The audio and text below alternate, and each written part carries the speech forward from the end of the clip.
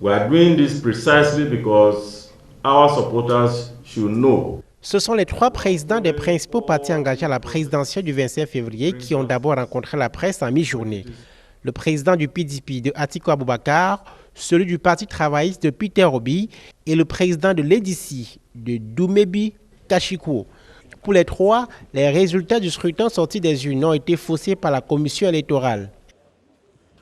Nous ne souhaitons pas que la commission électorale devienne un organe dictatorial. Cela serait un gâchis pour nos acquis démocratiques de ces 20 dernières années.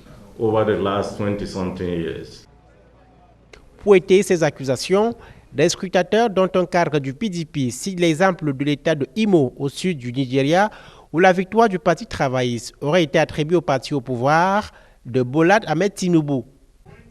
Un exemple parmi d'autres est suffisant pour discréditer le président de la commission électorale qui est appelé à rendre son tablier. Le processus électoral est fondé sur la confiance. Et lorsqu'on perd cette confiance à une institution, il ne reste qu'une seule chose à son leader, c'est de démissionner.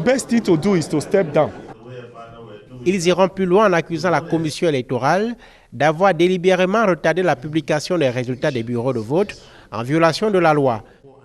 Dans l'après-midi, les candidats à la vice-présidence, respectivement du PDP et du Parti travailliste, enfoncent le clou.